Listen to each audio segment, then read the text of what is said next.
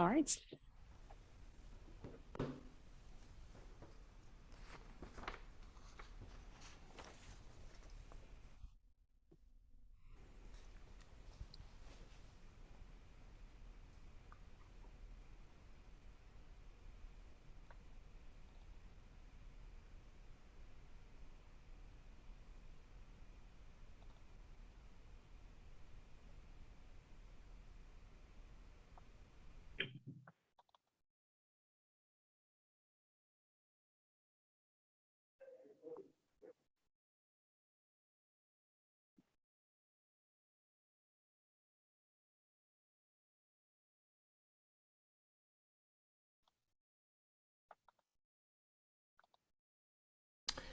Hello everybody, and welcome to our webinar today, brought to you by CEPR and the World Intellectual Property Organization. Today we are discussing resilience and ingenuity, global innovation responses to COVID-19. That's the title of an ebook just published by CEPR. You can download it for free. Don't do that yet, because then you'll miss what the panelists have to say. They're talking about it, but it's available for you anytime you want. We will be discussing that for the next 90 minutes today, and the good news is that we have all of the editors, and we also have two further panelists to talk about it. We'll be looking for your questions later on, so if you have questions about this, there are many questions and many things that we could discuss. I'll be delighted to hear from you.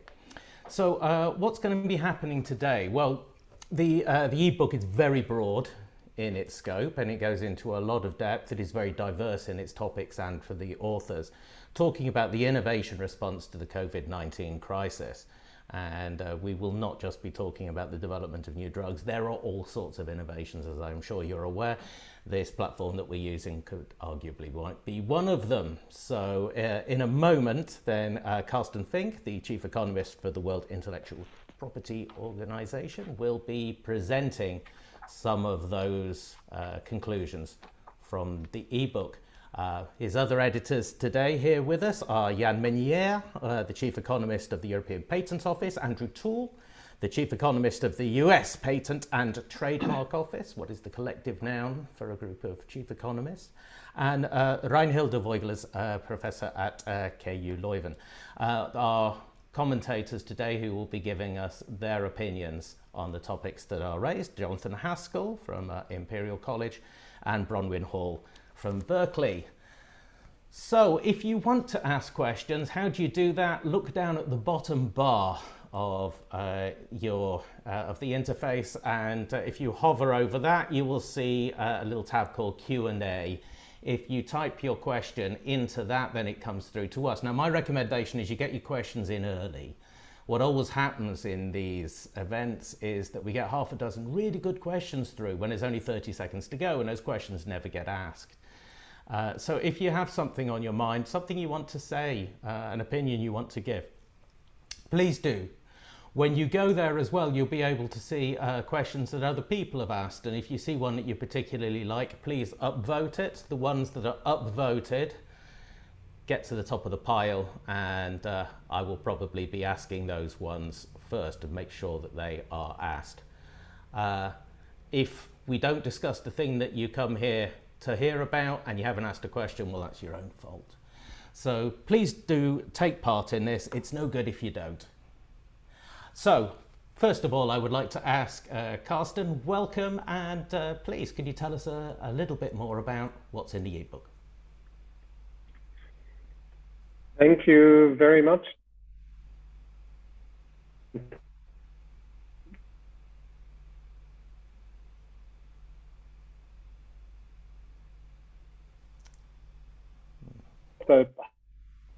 Of this ebook, which Tim said is really quite broad.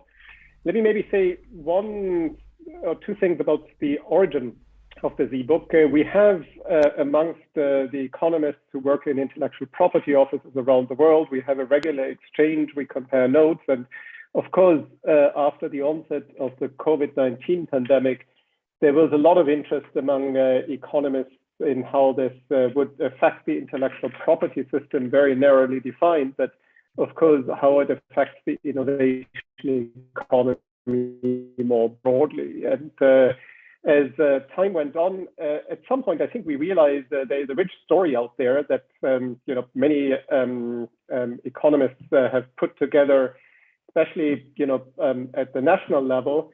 And we felt it would actually be really interesting to put this together in the form of an ebook, which in the end turned out to be quite long, but each of these chapters is actually quite short.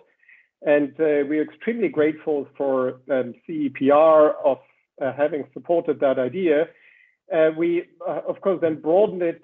We invited a number of academic innovation economists to contribute to the book, and we were extremely fortunate for Reinhilde Voigeles to join as a co-editor.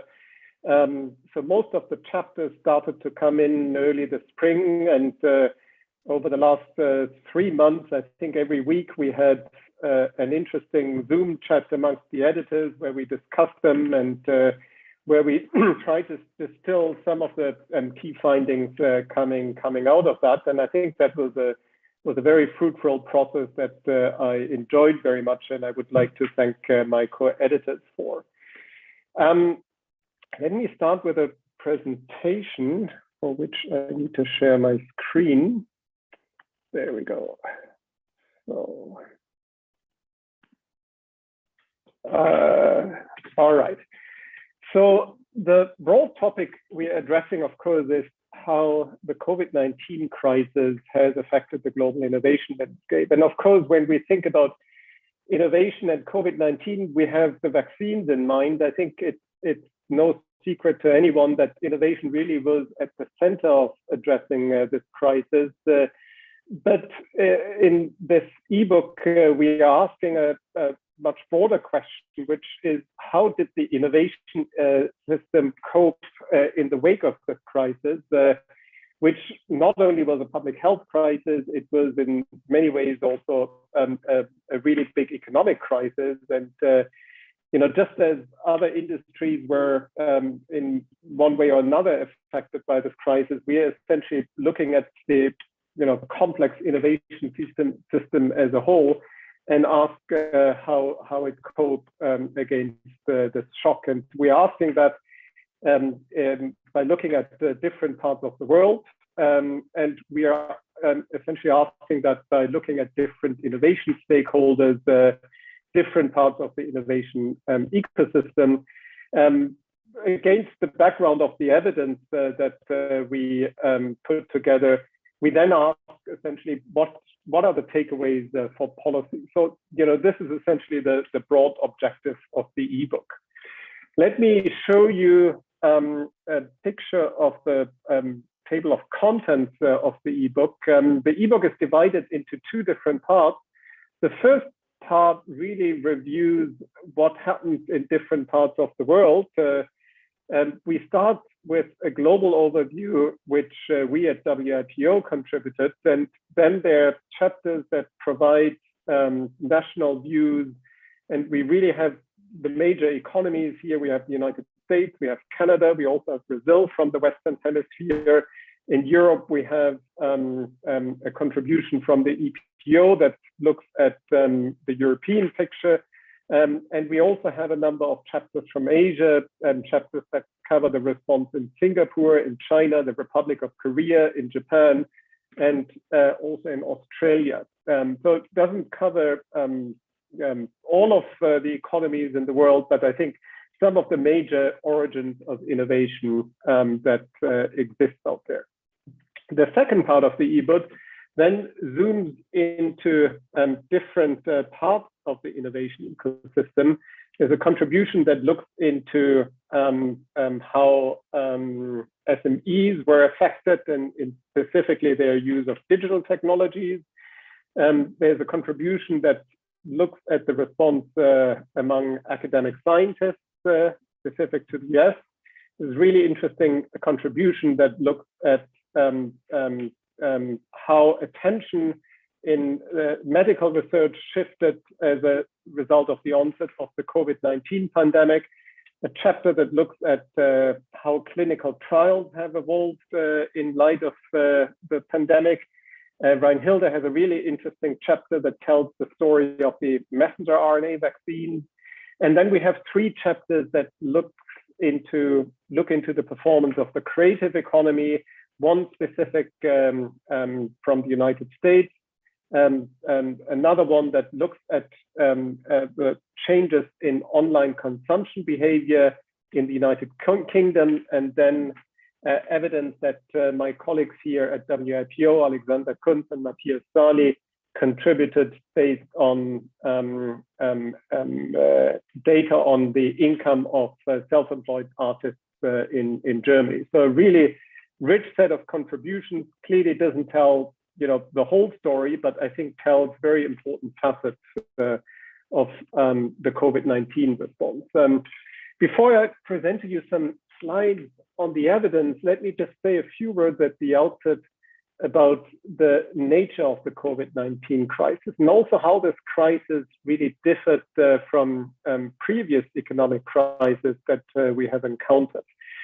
First and foremost, of course, COVID was a public health crisis that affected the conduct of economic activities throughout all sectors, but it clearly also affected innovative activities.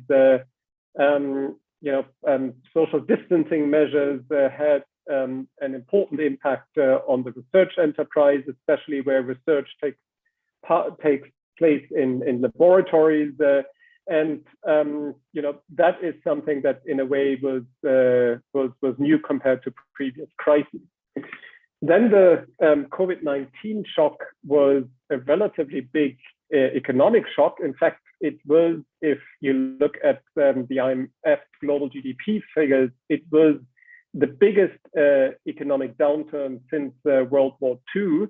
On the one hand, as innovation economists, we sometimes tend to dismiss the importance of short-term output fluctuations because we think of innovation as a long-term enterprise where companies invest in innovation with a view to introduce product technologies a number of years ahead in the future, and 1 or 2 years of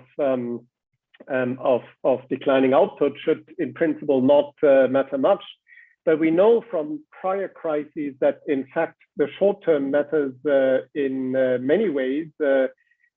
Many companies as a result of this large aggregate demand shock face declining revenues, falling sales, and in many cases also faced problems in accessing and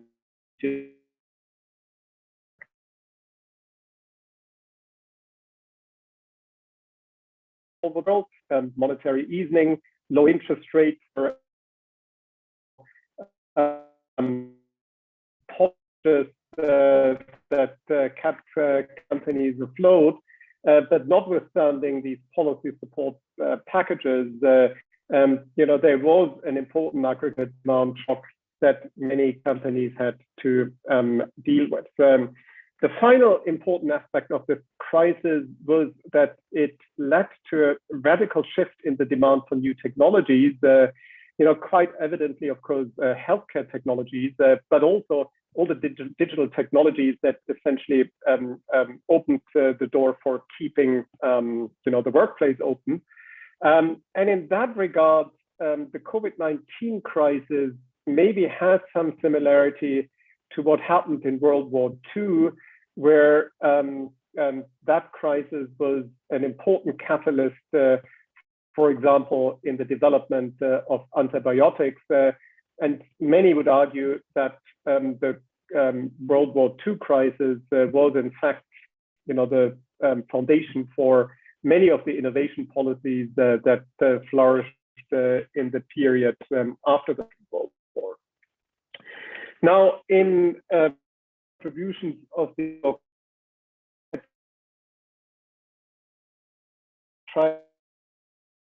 happened once the crisis started. Quite naturally, the various chapters look carefully at intellectual. That has the fact that many of the contributions came from economists, officers, where the fact that intellectual property data, are readily available. They cover many sectors, and they're very rich in allowing insights into what is happening to innovation behavior, with some caveats that I'm going to mention at the end of my presentation. But many of the contributions also go beyond IP data. They look at what happened to investments in research and development, insofar these data exist. Unfortunately, many R&D data are only published with a delay of up to 2 years. There's also information available. The output and contributions in the chapter also draw on entrepreneurship data. Let me tell you the story, the way we at WIPO perceived it looking at international patent applications. What I did in this chart, and in fact, I started with this chart quite early on in the crisis, and I updated it every month. I essentially, compare the crisis path for COVID, which is the orange line, to the crisis path associated with the bursting of the dot-com bubble, which is the green line, and the Great Recession, the financial crisis of 2008 and 2009. Obviously requires some discretion in setting a start date for each of these crises, but I think that is not too difficult in the case of these three crises. And what one sees is, of course, some similarity. I think the similarity is really that the onset of the crisis was really followed by a deceleration, if not outright decline, in patent filings around the world. If one then compares the COVID crisis to the dot-com recession and the Great Recession, one sees that in many ways the COVID crisis is associated with a shallow decline in patent filing, international patent filings, and except a few months here and there, it mostly stayed in positive territory.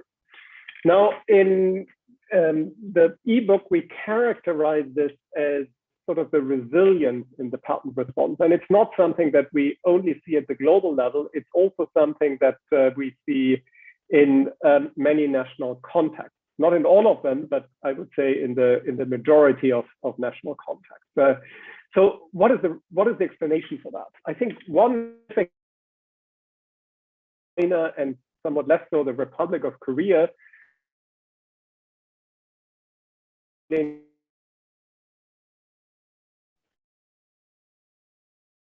account for around 1/5 of global patent filings, and they kept growing throughout the pandemic, and that largely explains why, relative to prior crises where China did not have such an important role, global patent filings held up reasonably well.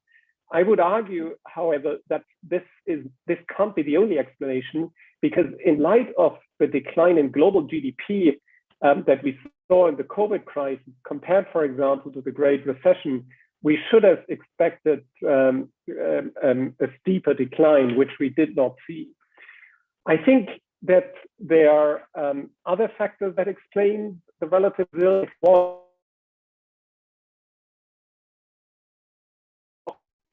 Services rely more on social interaction, were more heavily affected by the demand shock. And those activities that in the end are more IP intensive have turned out to be somewhat less affected by the demand shock. Again, that is not universally so the case, but the US chapter, I think, provides an interesting perspective, because it does compare the output response in IP intensive industries compared to the non-IP intensive industries, and finds that the former output was relatively less affected. A third important factor has to do with the availability of innovation finance. Except maybe in the first few weeks and maybe 2 months of the crisis, when, of course, there was extremely high financial uncertainty, innovation finance largely continued to be available throughout the crisis. In this regard, the COVID crisis differs significantly, of course, from the Great Recession, which originated, or which really had their genesis in the financial crisis. And of course, it also differed from the dot-com crisis that in a way was the result of exuberance in innovation finance.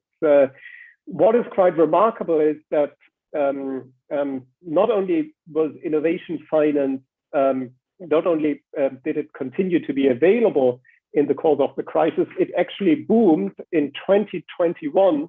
Venture capital deals around the world reached an all-time high. And as I will argue later, that probably had to do with the loose monetary policy conditions around the world. And the final point why the patent response Williams acted at the outset is that, of course, we already mentioned innovation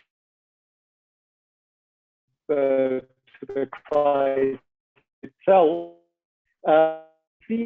I look at the patent filing trends across technological fields. Most of the chapters do this. I show here the chart that comes from the US chapter that compares the patent filing trend for a group of technological fields that encompass digital innovation to a group of technological fields that covers health innovation to all the remaining groups of technology. And what one sees there, of course, is that especially once the crisis hit, digital and health innovation continued to see relatively fast patenting growth, whereas the more traditional fields of patenting saw decline in patenting. Intuitive, the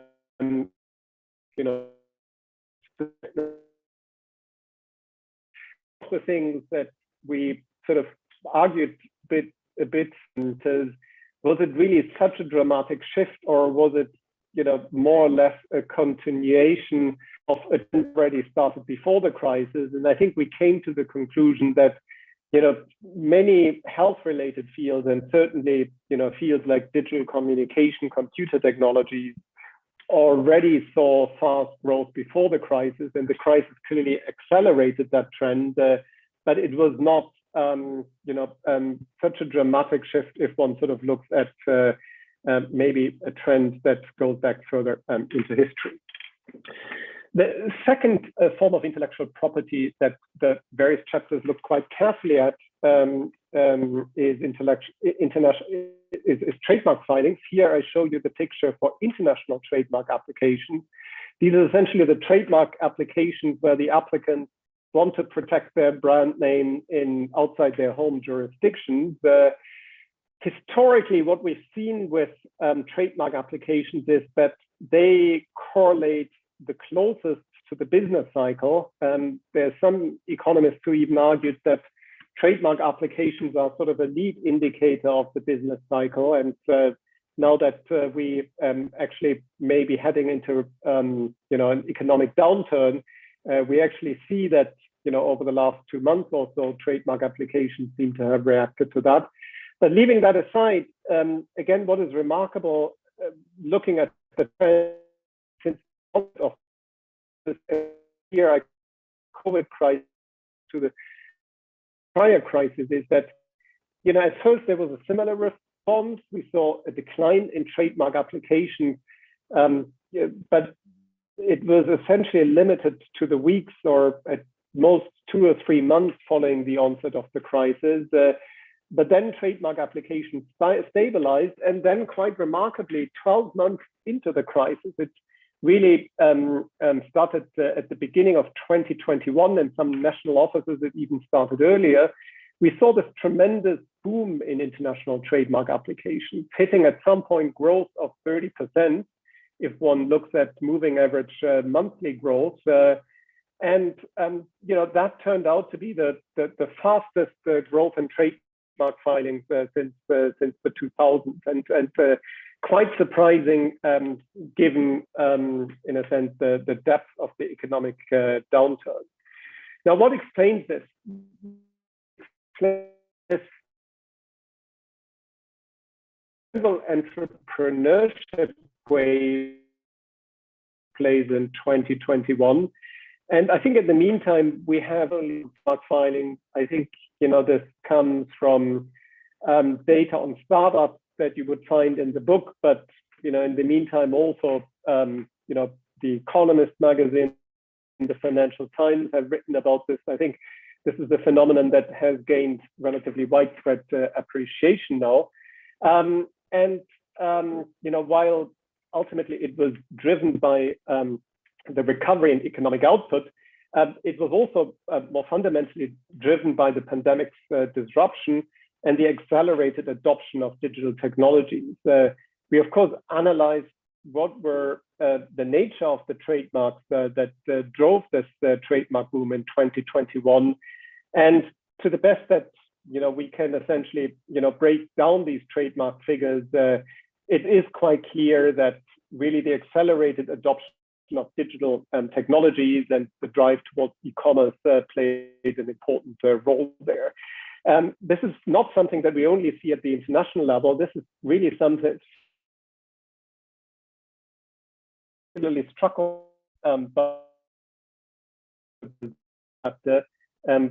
which also documents this very fast growth in trademark applications. And they can essentially look at trademark use by firm size and found that micro entrepreneurs were the ones that essentially really jumped into this trademark bandwagon effect.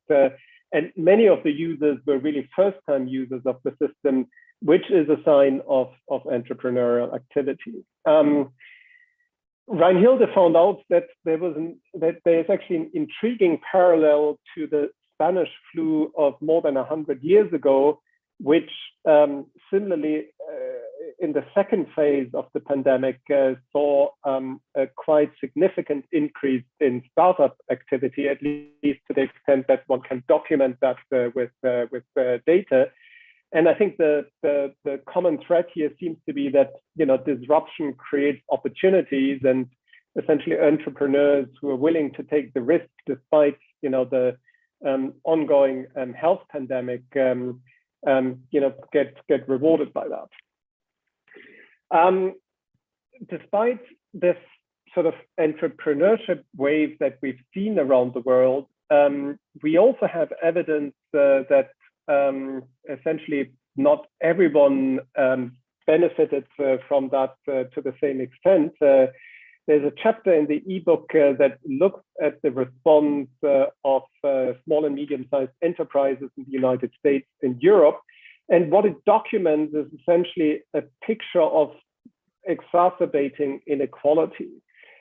So companies that prior to the pandemic already had technologies, they in a way were much more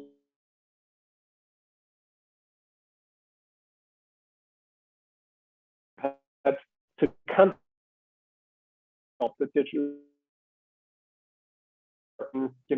investment in digital technologies, that those that essentially were already doing well before the pandemic were much more likely to invest in digital innovation during the pandemic. And of course, the concern here, of course, is that the pandemic has created greater inequality in the capability of small and medium-sized enterprises. And on average, we see that picture to be more to be worse in Europe compared to the United States, in the sense that there are many more firms in relative terms in Europe that appear to be left behind by the pandemic.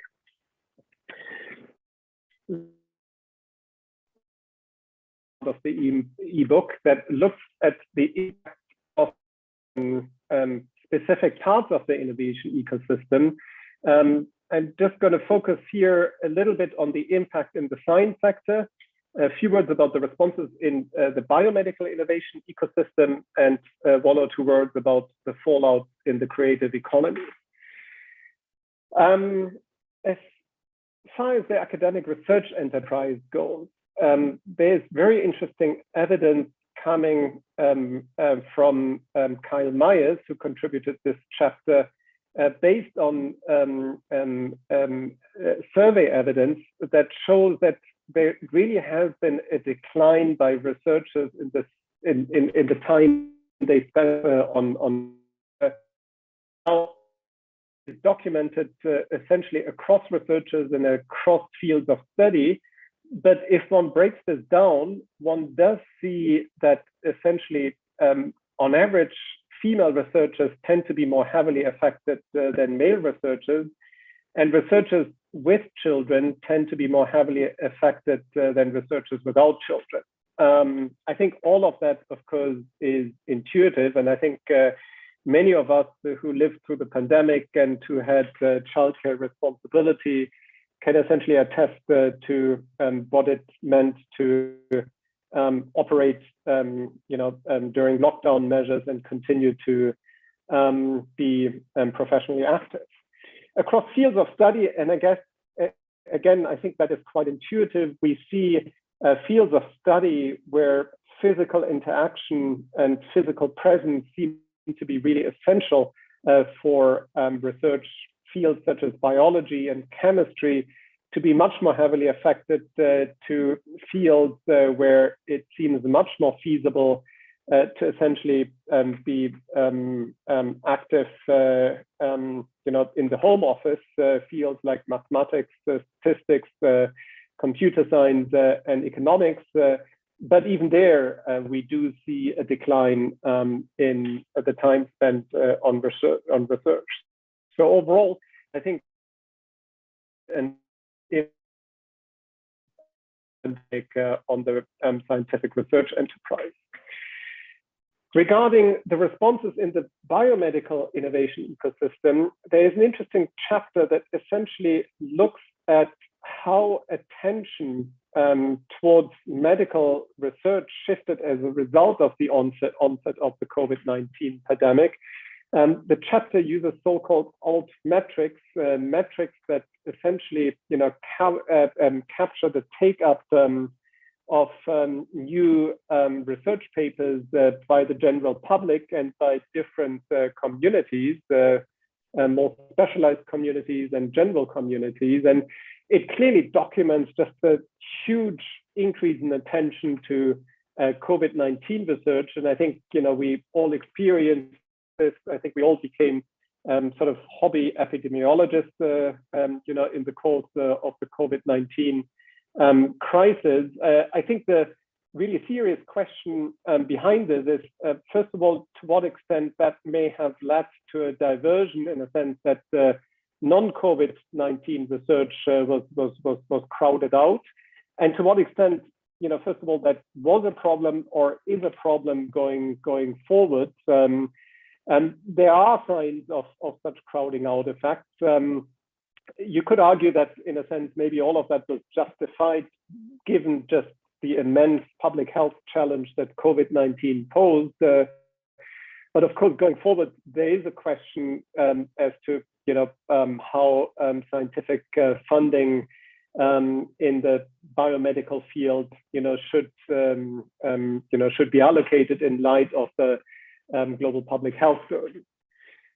The second chapter does something very simple, but I think very insightful. It simply compares the characteristics of clinical trials related to COVID-19 vaccines and therapeutics to clinical trials covering other therapeutics. And one of the things that it finds, which I think is interesting, it finds that, of course, many of the established big pharma companies, are still the ones who lead COVID-19 trials. There is an important difference in the sense that the COVID-19 clinical new firms, which is indicative, I think, of the entrepreneurial environment in which a lot of the COVID-19 response took place. Finally, Reinhilde has a very interesting chapter on the history of the messenger RNA technology. And her central message in the chapter is that that technology, which played such a fundamental role in the response to the COVID-19 pandemic, could have easily been missed if it hadn't been for a limited number of stubborn scientists, angel investors. The US DARPA institution played a really important role there. But if history had been slightly different, that technology could have been easily missed. And I think that's one important message that comes out of the overall book, which I'll explain in a minute. First, a word on the fallout in the creative economy. In a way, it is, I think, what we all, in a sense, experienced throughout the crisis. There was clearly an increase in the consumption of online cultural and creative content in the course of the pandemic, and this is particularly so for communities, for regions that experienced the more heavy lockdown measures. I think that, in a sense, is not surprising. There was a sharp decline in the physical distribution of creative content. There was a sharp decline in cultural performances. And there was, of course, an adverse impact on the income of many cultural workers. And this is the study that I mentioned by Alexander Kunz and Matthias Sally, who are in Germany. Interestingly, they find quite a varied response. Musicians and artistic performers were more heavily affected than, let's say, writers, which again, I think, is quite intuitive if one thinks about the nature of the social distancing measures. Let me see how I'm doing on time. I think, okay, let me just highlight a few policy takeaways that we point out in the ebook and say a few words about the outlook. I think the one thing we took away from all the chapters we looked at was that the fiscal and monetary policy support measures really mattered in a sense that they kept companies that had a perfectly healthy business model employed. They avoided the laying of skilled workers, the unnecessary destruction of intangible capital. And without these support measures, I think the crisis impact could have been far, far worse. I think over the last 2 or 3 months, we have essentially adjusted our view on these policy support measures, because what, of course, we've seen in the course of 2022 is that there has been a collapse in the availability of risk capital. That I would think in response to the tighter monetary policies that we have seen around the world, which have a number of origins, but I think the COVID crisis is clearly one origin behind there. And I think, to sort of fully assess the consequences of the policy support, one has to ask the question, and I don't think we have the answer to that yet, but to what extent have these support measures fostered a certain degree of innovation exuberance in 2021? So I think that part is still open, but overall, we still draw the conclusion that these support measures were really quite important. The second policy message that we note is that the innovation system in this crisis really responded to the needs most urgently in the case of healthcare, but one should not take the ingenuity and resilience of the innovation system for granted. I think what I just said about the messenger RNA technology is critically important there. The technology was there once the crisis started, but it took many years, if not decades, of scientific research to get to that stage. And I think, who knows how the next crisis will look like, but for innovation to play an important constructive role, it is of course critical to feed the innovation ecosystem, to maintain scientific funding and so on. And I personally would hope that the appreciation for the high social returns that innovation offers should have increased as a result of this crisis, and should have made the case for especially public funding for innovation, make it stronger. But of course, we still have to see how this is going to play out. Third important point we make about the importance of international collaboration. I think especially again in the area of health, the crisis has shown the value of international collaboration for innovation. And of course, the worry is that the world seems to be moving in a more inward-looking direction.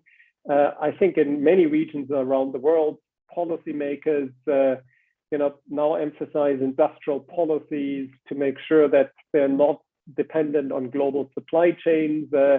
And there's certainly a justification for these policies, but we caution that, of course, it is important to maintain international collaboration. Innovation is a global public good, and I think any disruption in the flow of collaboration, if you wish, could have actually detrimental impact on innovation performance. Final policy takeaway, I think I pointed out that there were, of course, adverse impacts. I mentioned, for example, the adverse impact on individual researchers and the science system. I mentioned what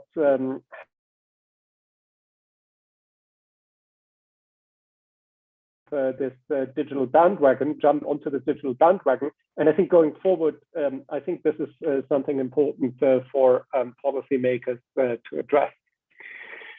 What's next? I think, of course, it's important to point out that this is, of course, still a preliminary assessment of the COVID-19 crisis. Out of the mere fact that this crisis is not yet over, the virus is still spreading around the world. It is still affecting so many decisions that are taken every day, whether it concerns the organization of events, travel, and so on. So the crisis is continuing to leave its mark on the innovation ecosystem. I also think that there's clearly more research needed to better assess the impact on different institutions, on innovators. I think there's clearly a need to go deeper to assess for stakeholders responded in the short term. I think there's a lot we don't yet know, but also some of the changes in workplace practices, for example, will take time to materialize, and I think it may still be too early to actually make an assessment there. A lot of that will be enabled by greater availability of data. As I mentioned, one of the big frustrations, I think, for economists is that some of the data one would ideally need to have to make proper assessments only becomes available with a delay of a year or two. In the case of patent data, generally patent data or IP data more generally, those data become available relatively quickly, but the full bibliographical content of patent applications is only published with a delay of 18 months. And if one thinks that the crisis really started in March 2020, it means that the content of patent applications only started to see the light of day, say, in September 2021. And essentially only now are we in a position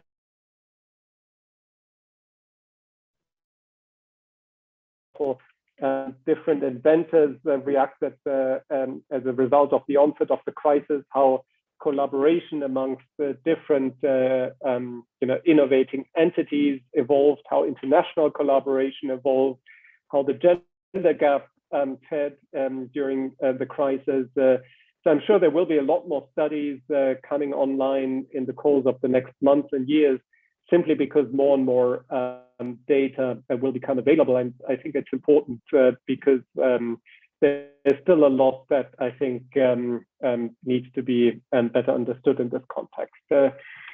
With these remarks, let me thank you all for your attention and give the microphone back to Tim, but not only my co-editors, I would like to really thank, and I should have done this at the outset, all the chapter contributors from all over the world. There are really too many to list them all individually, and many of the chapters, in fact, are the result of quite extensive collaboration. And I'm really grateful to everyone who contributed to this enterprise. So thank you very much, and back to you, Tim. Thanks very much, Carsten. Yes, thank you very much to everyone who contributed to this. You saw from the index that Carsten showed you just how many authors there are who've collaborated on this. Thank you very much for that. Apologies, there were a couple of dropouts, internet dropouts during Carsten's presentation, as you saw, which I think shows the first law of innovation for anyone using a shared internet connection, that the new applications that you are given will swallow your bandwidth faster than anyone's going to upgrade it for you.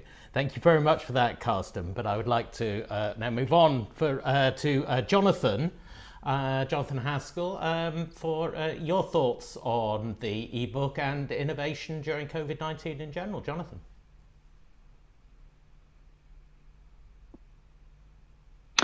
Thank you very much, Tim. Thank you, colleagues. Can you see my screen? I'm trying to share the screen at the moment. You can see you at the moment, Jonathan. You can see me at the moment. Okay. Let me try and share the screen at the moment. I apologize. Window.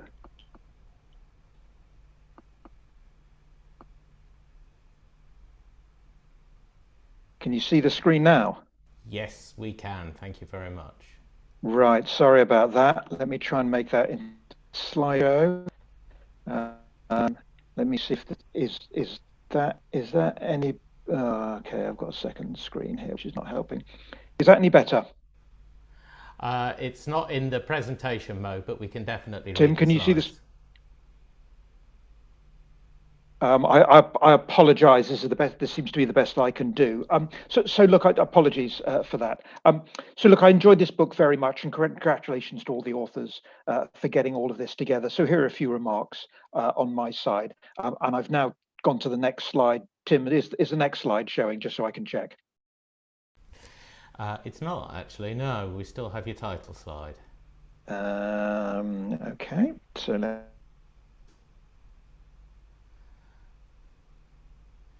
Just keep the mic open. While Jonathan's sorting that out, don't forget, if you do have questions about anything, about any of the detail that we didn't discuss that flashed up on the screen and we didn't discuss in the ebook, please do put your question in on it, because while we've got the editors here, they'll definitely be able to answer it. Jonathan, how are we doing?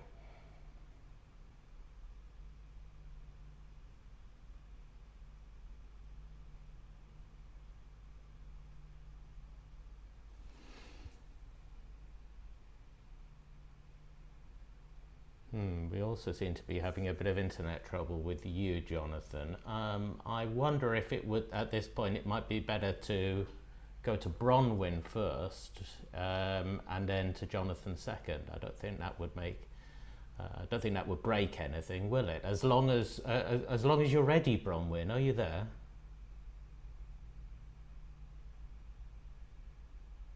However, muted. Okay, I was muted, but I'm now here, and I'm happy to share the screen. It's all right. Yeah, that's the best thing. We'll do that, and but hopefully by the time that you're finished, then Jonathan's glitches will have ironed themselves out. Well, we can cross fingers for that anyway. Yeah, no, I've shared the screen, and I seem to have a whiteboard, which is interesting. Yes, your screen is not sharing either. I seem to have your screen rather than mine. Interesting. Yeah. In any case, I can. Okay, now I have you. Okay. And select a window, and none of these windows is my PowerPoint. Show all windows. That's the problem. Okay, I will now close everything that's open.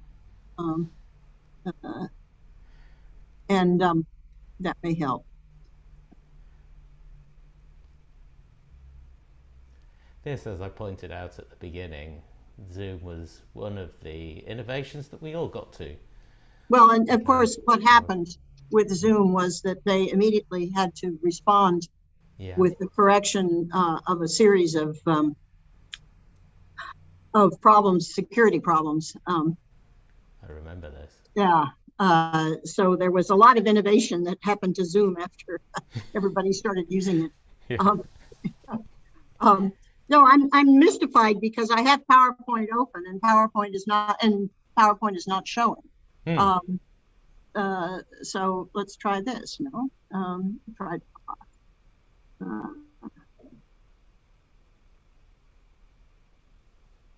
Very cool. I've never had this problem before. It's something to do with the way Zoom is set up. No, that's not right. Okay, that's not going to do it. Okay, when I share screen, I'm now sharing screen again. What's happening is that it's coming up with a list of. There we go. I think I got it. Aha. It finally found it. This will. So this will I will now go to the slideshow. Okay, are you happy with that? Very happy, Bronwyn. That's great. Thank you very much. Okay, there we go. At the moment, what I have is only my screen, which is unusual, but we'll stick with it and we'll hope that I can advance it. Okay, apologize to everybody for our incompetence. So Karsten did a really beautiful job of summarizing the book. I did not have it very long, so I'm going to just give you sort of my thoughts. I found the book, it was a very useful summary of where we are now, but we're really in midstream. And I mean, as you all know, since most of the papers collected their data, et cetera, Omicron has really risen. And we discussed earlier before this started, everybody we know has had Omicron at some point at this point. The other thing is that China should look different now because they, of course, had the major lockdown in Shanghai and other places, probably since the data in the book was collected. And we have recession and inflation in a number of countries, a lot of which is not due to COVID and much of which has happened this year as opposed to last year. So, I mean, it's sort of like things are changing very rapidly. So there's another book to be written, I have a feeling. The book is extremely fact-based, which is with relatively little detailed analysis of the facts, which I think is highly useful. I think what it reflects is the fact that the book was produced rather quickly, which is very admirable in the academic world. Normally, we have to wait a long time to get this number of useful facts collected in one place. So this is not a critique, it's more just a comment about the nature of the book. And it leads to my comments, which are going to be mostly about what kinds of questions does the book raise? I mean, what does it look like that we should look at in the future? My takeaway is that the innovation system is fairly resilient to this particular crisis for two reasons, and Karsten may add more because his presentation was very rich. One is the ability of many of the most innovative sectors to work remotely and to innovate remotely. And the second one is that there was an enormous new demand created, which meant, of course, that the innovation increased to satisfy this demand. I recently read a paper which traces this insight back to Ricardo, but I'm not sure about that myself. Anyway, in the form of vaccines, treatments, PPE, services, yes, that showed up in the interesting trademark data that was in the book. Okay, now the big question is yes, I can get to another slide. My summary of the main findings was that there was a relatively little impact on innovation in the use of IP, although there was some. But when you compare it to things like education and the health sector, it's clearly, a very different story. The exceptions, there were exceptions to this moderate impact. So there were a few things where you began to worry about effects. One was the effect on women and people with children, which was the decline in research time, which was pretty significant. And the same thing is true of wet lab researchers, biochem wet lab researchers, because of course they couldn't go into the lab. Performing artists, as opposed to writers and fine artists and possibly even some musicians, suffered a far more loss of income than those who could work at home. So it's a story, and of course we saw it in other parts of the economy too. It's a story of little effect on some people and great effect on others. So here's my thoughts about further analysis. The first one is this growth in Chinese patent filings, which it's continued during the first part of the COVID crisis. And my question is it sustained during 2022? And indeed, what's driving this? Is it just the fact that they file a lot in IT? Maybe that's the reason. The results on the academic research, the fact that men with children suffer as well as women with children and so forth, and field specific, really calls out for multivariate analysis, where you control for gender, you control for children, you control for the field. Because we know that women are more likely in the wet lab research than they are in math or engineering. So there's a relationship between the results you find for the lab and the results you find for gender. And so it seems like we need a multivariate look at that. I thought the narrative history of vaccine development, the messenger RNA, Reinhild's paper, was extremely interesting, but I was not completely persuaded that it was all luck that we ended up with mRNA. I think, there was a long-standing research, this was a long-standing research area, and it was risky, and indeed, some people did step up and fund, and given a crisis situation to happen. So I don't think it's, I'm not so sure that we might have missed it altogether, except for this obvious argument, which is that it's one more argument for why we should fund science in different areas rather than focusing our resources in one dimension. However, what I wondered here was there were a lot of funding sources cited in that paper, but they weren't really toted up or analyzed or summed in a sense to see what share was paid for by DARPA, what share was paid for by the investments by the firm, and so forth. It seems like it would be useful because to evaluate this more carefully, because I think there's an open debate over the returns to private R&D relative to the returns to public R&D in the area of pharmaceuticals, and this might help to contribute to that. Who's making the investments and who's getting the returns, besides the social returns, which are clearly there. Small firms from the EU do appear to have made some contribution to their difficulty obtaining funding in some regard. So that's encouraging. Okay, second, there was a chapter that showed that using this altmetrics approach, that the attention in the form of social media, et cetera, had shifted towards COVID-related articles in PubMed, et cetera. Now, this is not surprising, right? I mean, it's sort of what you'd expect. The title implies that this shift of attention shifted the direction of research, but in fact, the paper doesn't tell you about that. And I was wondering if that was a question worth pursuing. In other words, what was the impact of the attention shift on the specific direction of research in this area?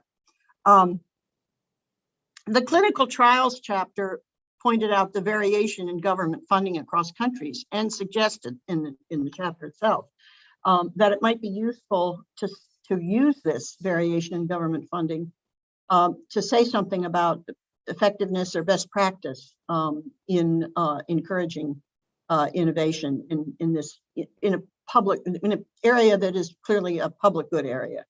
I was a little bit skeptical of this claim that IP assets are a store of value. Not that they aren't valuable, but that the store of value in the sense that they provide an ability to wait before investing. I mean, obviously they're term limited. I mean, at least in the case of patents. So if you can't wait too long, the peak of profits may be, someplace out there. So you may, that may also influence when you want to invest. It was sort of like I felt I needed more evidence on this proposition, which was mentioned a couple of times in the book. So finally, let me say something about, I couldn't help but laugh. For 40 years, I've been hearing that in the EU, it's harder for SMEs to invest in R&D and innovation. It's not that I don't believe this, it's just that I've been hearing it for 40 years. I've not only been hearing it for 40 years, I've been hearing about all the programs that are introduced in order to try to fix this problem. Well, the decision to adopt digital and advanced technology looks exactly the same. And it is a form of innovation investment, in fact. When you adopt new digital and advanced technology, that's investment in innovation. I began to wonder, given the number of programs at the member state and EU level attempting to mitigate this bank-based finance, lack of growth capital problem, maybe financing isn't the problem. Maybe it's something else that's making the EU SMEs behave differently than the US SMEs. I mean, we all have ideas about that, but let me just throw that out there because I think that's an area where we've convinced ourselves that this is a problem, and it may indeed be a problem, but what we're doing about it doesn't seem to be that effective. Okay, that's all I wanted to say. I was hoping to keep it brief. Thank you for this very interesting book and for letting me read it. Thanks very much, Bronwyn. We got there in the end, didn't we? Thank you very much for the presentation. And we also have Jonathan back again on a different computer, I believe. Thanks. And I tell you what I'm going to do, Tim. I'm going to share. I'm going to try sharing. What can people see now? I can see the title slide. I can see you again. Yeah. Okay. So let me the title slide for a tantalizing moment, and I can see the title slide again. Okay. So hold on a second. I'm obviously not managing to share the thing that I'm trying to share here.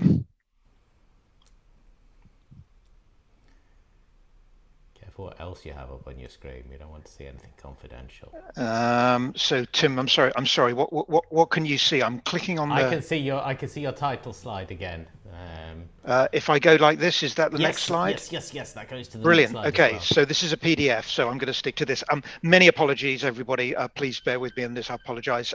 Thanks to Sophia Whiteside for helping me with these comments. Look, it's an excellent book. I enjoyed reading it, and here are a few comments. And Bronwyn and I enjoyed your comments very much indeed. So how do I think about the health and economics of COVID-19? I have an interest in innovation, and then my other professional life is I'm at the Bank of England now, so I have an interest on the policy side. What kind of shock is it? This is the left-hand side slide here. And I think of it as being like a sort of health shock, or like a public health shock, like an infrastructure shock. We had all this free provision of a healthy society, and now the shock comes along. And that's what it is. So it's fundamentally a supply side shock. It becomes a shock to supply because we've got to close lots of things down. So here's an artistic endeavor here, which we had to close down, at least in London. And then, of course, it became a demand side shock because we had lots of worried consumers. The economic challenges are over on the right here. If you can see the cursor, the public provision of health, the private provision of health, and what kind of recovery we have.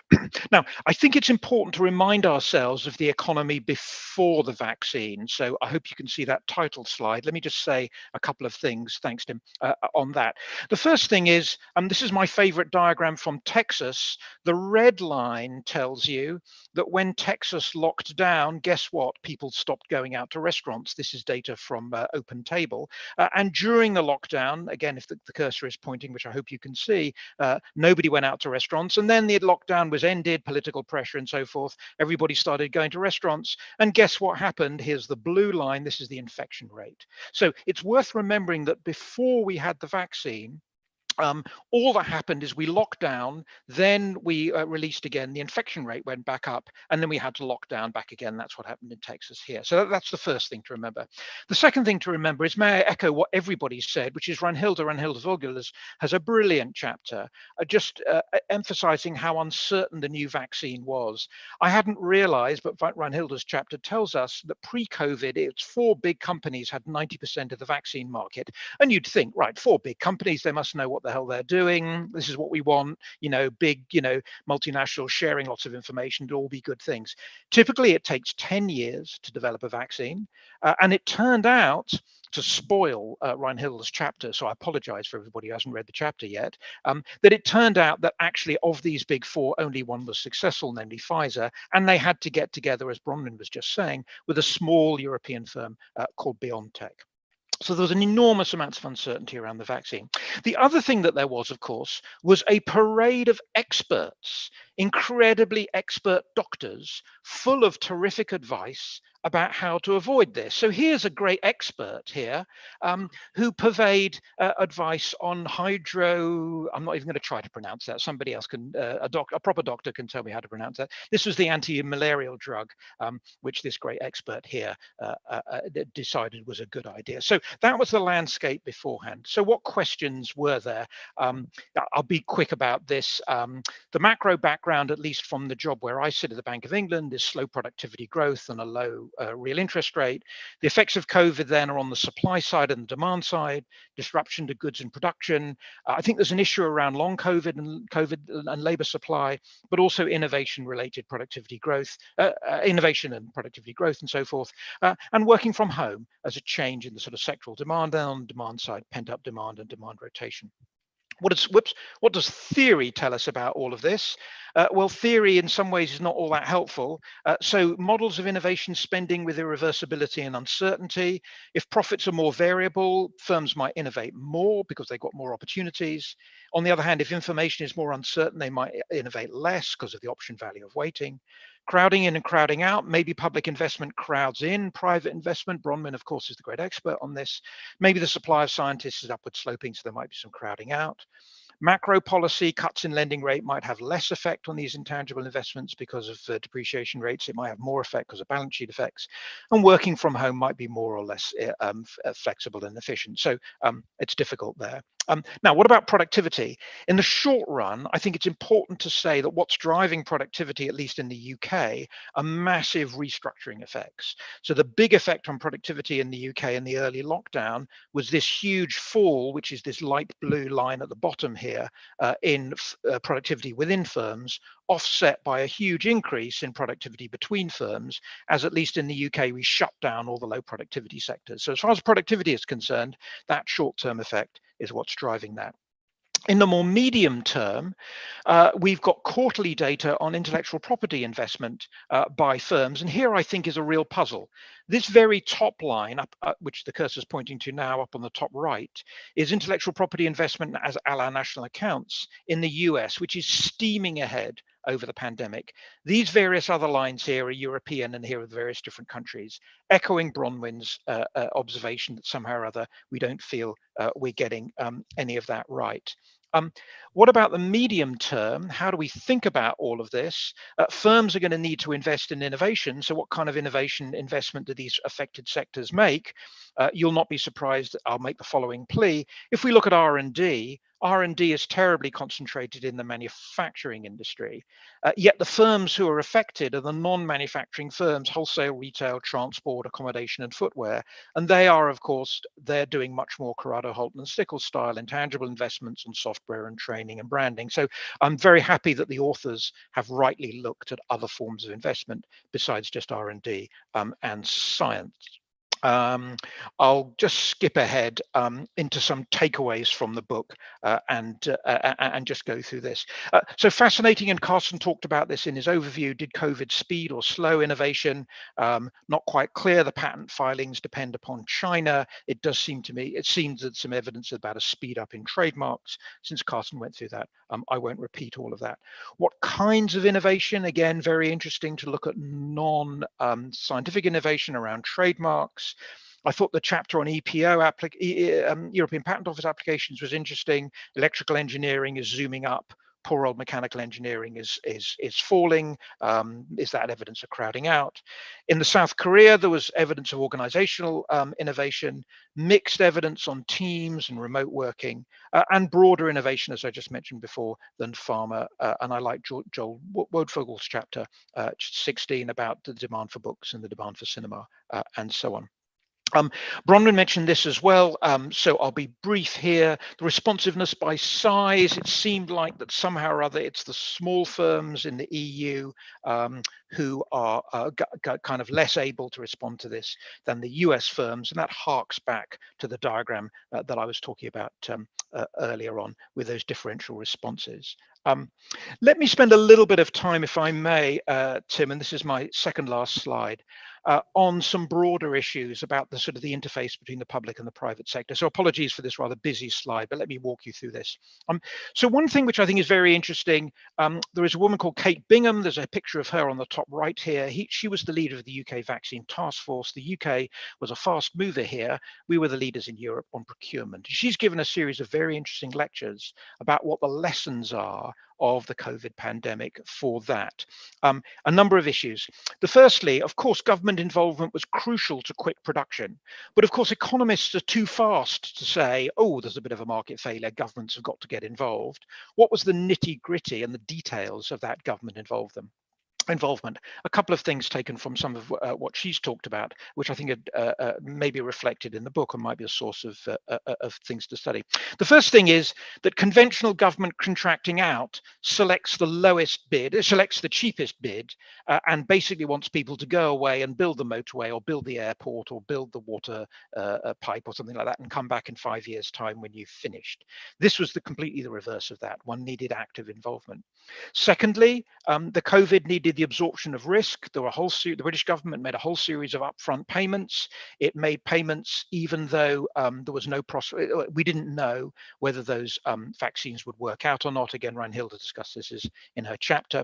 Thirdly, it was very important for vaccine procurers to have access to authority. And here's an interesting policy issue, which I'm not sure is in the book, but I think might be worth reflecting on, which is that most of the officials in the British civil service, of course, didn't have any STEM, science, technology, engineering, mathematics background. And there were some very worrying figures on all that issue as well. Second, was around speed. One thing about the National Health Service, as you know, Britain has a socialised health service, one enormous great health service. One thing about it is it meant that there was very fast recruitment of subjects to do testing very quickly. I'll return to that in just a second. The third issue is the distinction between vaccine efficacy and vaccine effectiveness, which became very important to us as policymakers. As I mentioned, we didn't know at the start what the efficacy of these vaccines would be, namely whether they would cure the disease or not. But once we'd figured that out, we then had to figure out the vaccine effectiveness, and that is the moving from the laboratory performance to actually getting it in people's arms. And it turned out that that involved a lot of complicated manufacturing, a lot of complicated political economy around vaccine hesitancy, distribution, all of those various things. And again, I think we forget at our peril the complications and the sort of interlocking kind of O-ring nature of that kind of production. I've mentioned the lessons from Reinhilde, so I won't say those again. Let me say something about the lessons from recovery and the scaling up of clinical trials. What the UK was able to do, and I do believe, if you'll forgive me, the UK was a bit of a leader here, was because of the health service, it was able to put together a very quick register of people and get these clinical trials done very, very fast. And indeed, the reason why the Americans were able to tell everybody that the anti-malaria drug that Mr. Trump liked, the reason the Americans were able to tell everybody that is it was tested in the UK in an enormous sample very, very quickly and was shown to be, well, not only not effective, but actually worse. The other lesson was this amazing success of dexamethasone, which is a very, very cheap steroid, which turned out to be very effective for people who had to have tubes stuck down them when they were suffering from COVID. That test began when two scientists met. So here's a picture on the right-hand side on a number 18 London bus. So next time we're running spillover regressions, let's include the timetables of London buses there. It just shows you how serendipitous human contact this needs to be. Tim, very last slide. I'll just emphasize the top one because I know we want to get on. COVID, of course, is still with us. It's really important to remember, especially in China, where less people are vaccinated than we would hope. There are escape mutants all over the place. We're waiting for polyvalent vaccines. But I think it's important to remember that COVID is still with us, and that has interlocking macro effects. And then the long run structural changes I leave to people on the slide. Apologies again, Tim and colleagues, for the internet problems. And I'll stop there. Thank you. That's all right, Jonathan. We got there in the end, didn't we? Thank you very much for that. And thank you very much for keeping to time, because it gives us a little bit of time for me to talk to the other editors. And I'd be very interested in your responses to the responses. Also, one thing I wanted to ask Andrew and Jan from where you sit is, has there been any innovation in the way we think about the intellectual property regime? That's something that I'm always very interested in when we're talking about how innovation is disseminated or protected. But first of all, I'd like to come to Reinhilde, because there's been a lot of discussion about your chapter. Bronwyn raised some points. Is there anything that you would like to respond to, Reinhilde? Yeah, thank you for giving me the floor. It was an excellent presentation and excellent discussion here. So let me very quickly try to have my first thoughts on this. So in terms of the importance of the share of public funding in the total system, the issue that was raised by Bronwyn, I think the mRNA case, but in more general, what the innovation system really always shows is, of course, most of the innovation is in the hands of incumbents and a lot of incremental, but there are these critical instances where there are drastic new innovations here, and particularly for these new companies, new startup companies, very often science-based, will be very important instigators of this kind of drastic innovation. And it's these kind of companies that actually also need to be able to contest the existing system here and then find within that ecosystem their partners in terms of finance, but also in terms of production or commercialization here. And it's getting sure that you get these these new innovators here. And that's actually the role of these of what public funding should actually do here, because particularly for these young companies, initially, it's very hard to convince the existing finance and industrial partners to team up with. And so for me, it's not so much of how much of the funding was public and how much was private, but what kind of public funding at the very early stages, when there is the highest market failure in terms of not enough incentives from private funding. And so that's why for me, it's really the willingness of public funding to really take the risk of that early stage here. And that's why, like, for instance, the DARPA funding, it was actually peanuts funding in terms of the total that went to the in case of the mRNA here, but it proved to be really very critical for these companies here to go to these very early stages here, and then to also build up credibility to then attract other type of private funding and private partners in the game here. And again, DARPA is a very good example of the willingness on the public sector to take that risk here, but of course always has to be related to the DARPA mandate here. And in Europe, we're a bit missing this here. So there we did have BioNTech here, but of course I was mostly then also financed by entrepreneurs, a few ones that was sufficient.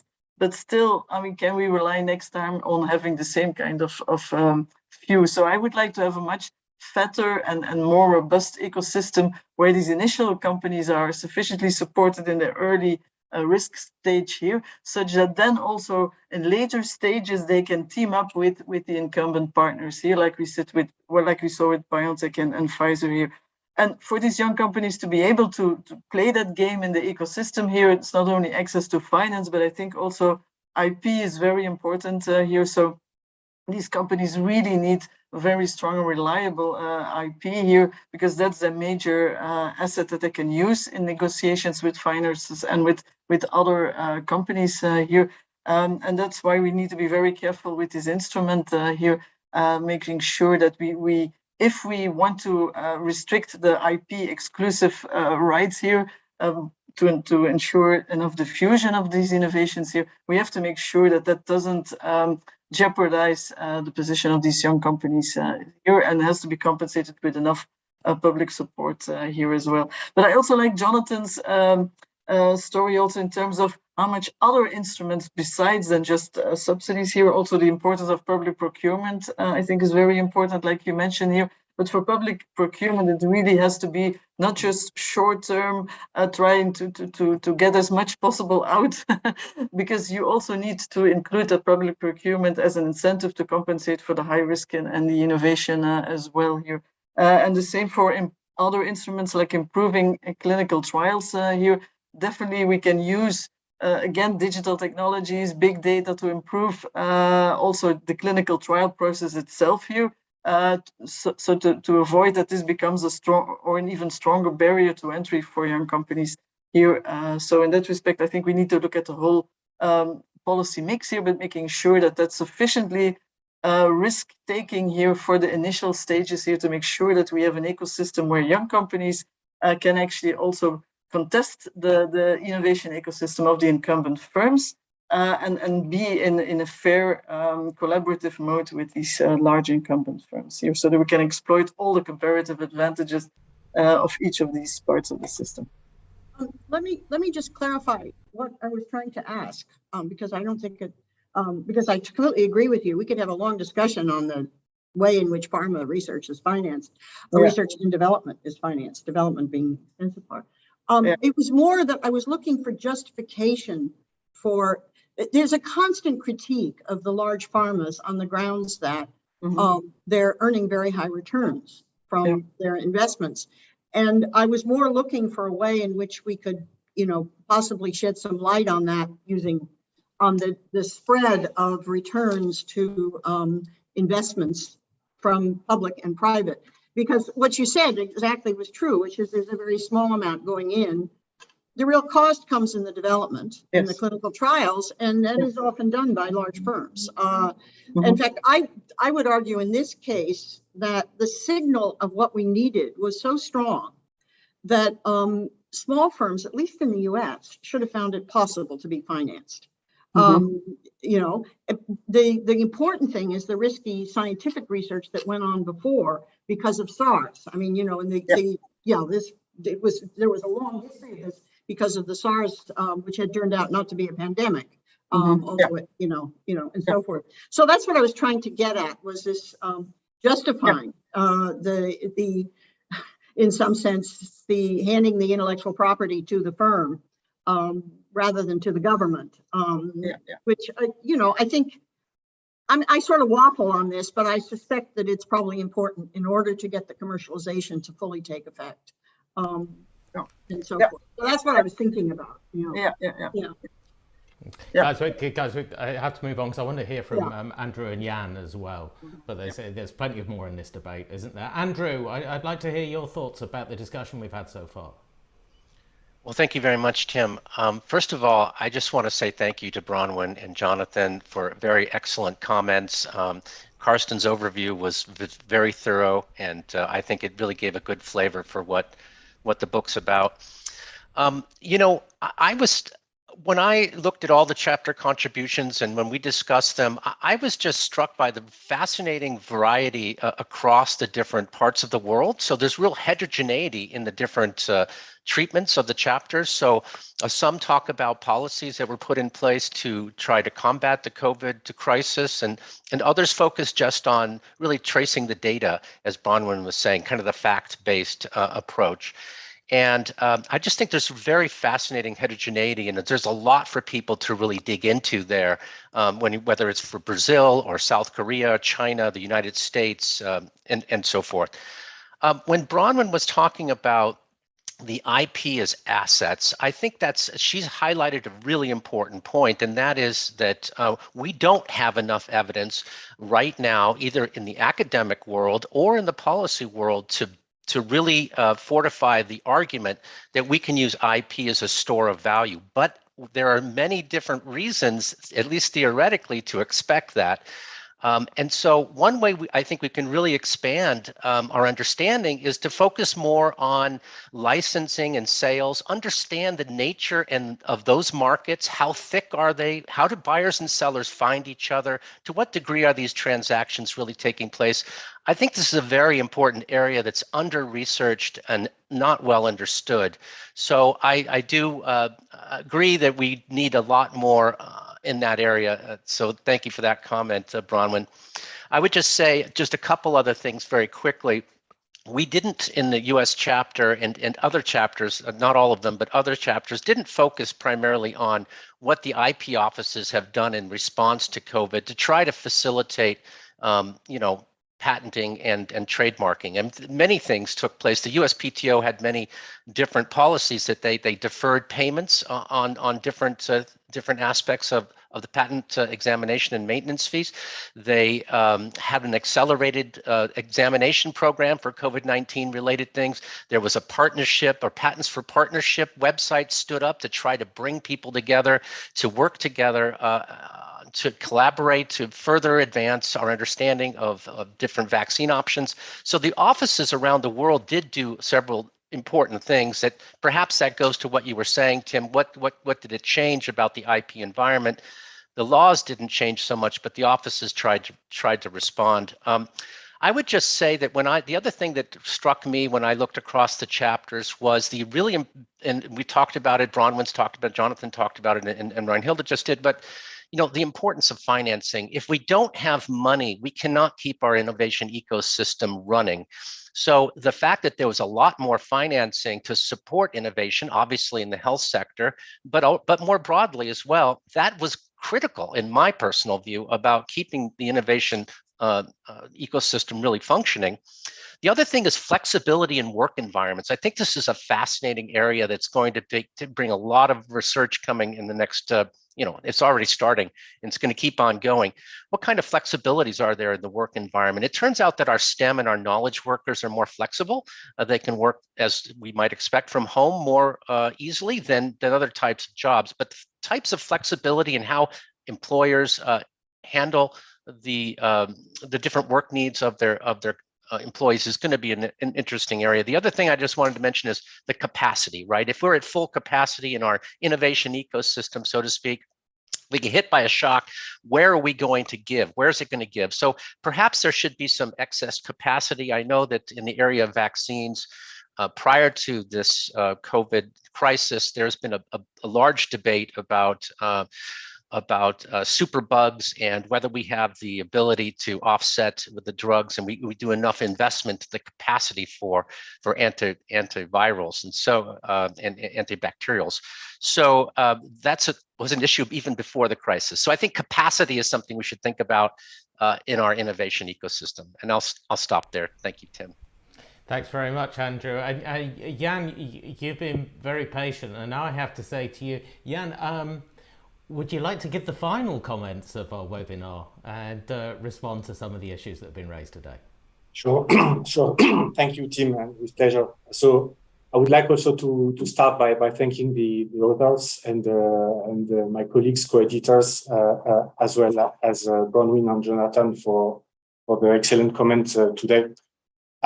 I will try to answer your question on the IP regime or the patent regime, but I would like to start with a general takeaway for me. I think we are in the case of a crisis that has exogenous causes. It's not a kind of crisis that was caused by the economy, unlike the burst of the dot-com bubble or the Great Recession. And it was already compared today with the World War II or the Spanish flu. I think this is a very important feature of this crisis, and it's typically for this type of crisis that innovation matters. Innovation is a way to respond, and I think the book provides quite good evidence of that. And I think it matters because we may be facing more such crises, unfortunately, in in the future, starting with energy now, actually. And so what does it mean? I think that this crisis cannot be really forecasted, but they can be prepared precisely with respect to innovation. And we have in the book a number of examples. I will pick two of them and link them to the IP regime. The first one is the chapter from heightened, indeed. So to me, the takeaway of this chapter is that it was really worth investing in a platform, in a technology platform, a long time ago, and keep investing over time. And it turns out that besides the benefits that were expected, there were other benefits that made it possible to respond to the crisis. And so long-term investment in innovation matter. And I think that the patent system is there to support this kind of long-term endeavors. And to me, this is this idea of storing value and make it possible to support the development of value over time and having the flexibility to reorient it. I really like to think of patents, IP, but patents in particular as an option value.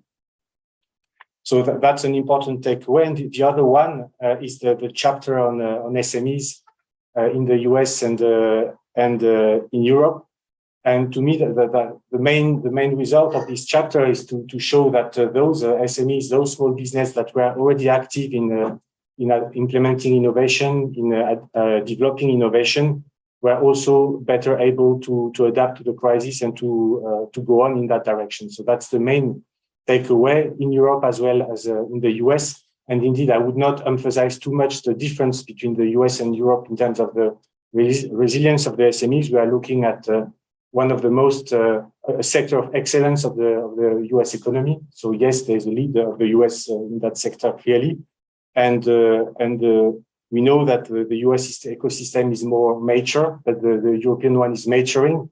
And so basically we were comparing a mature and a maturing ecosystem and talking about the challenges, the remaining challenges for the European ecosystem. We could talk about that for hours.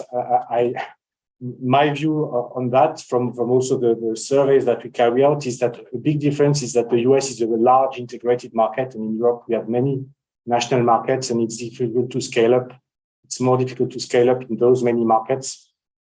And this is a specific challenge to Europe, and this is the next step, I would say.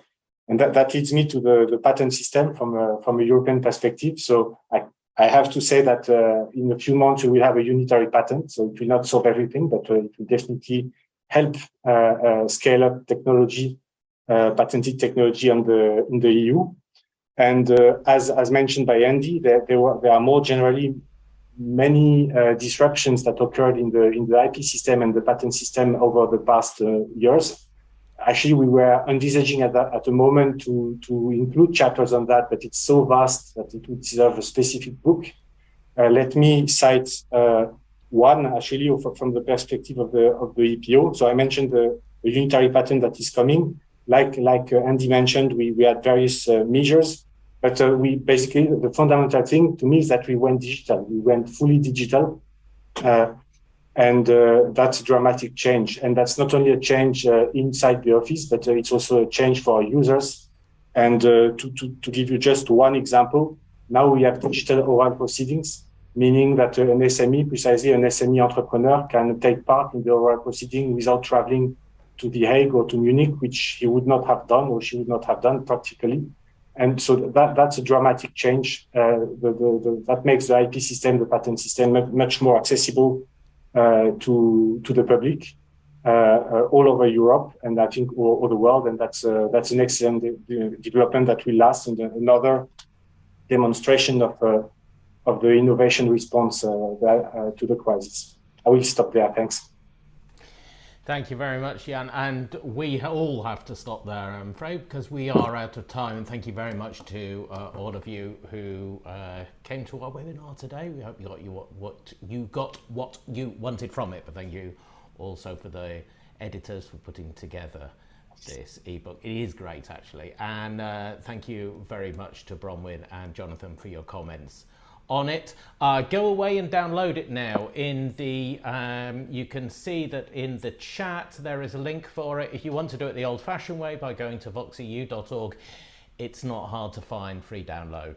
Of course, if you want to learn more about this, I would wait until Friday morning when there will be the next issue of the Vox Talks podcast, in which I am talking to Carsten and Reinhilde in more depth about some of the issues that we raised today. So that's going out. And just a quick plug for Vox Talks. There's plenty of Vox Talks about innovation and how that works. So go along and have a look at those as well.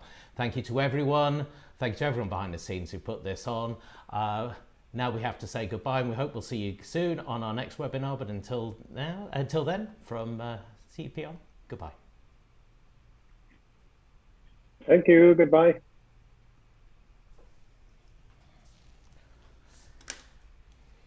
Okay, it goes too fast. I wanted to say thanks to Bronwyn, but it's already closed.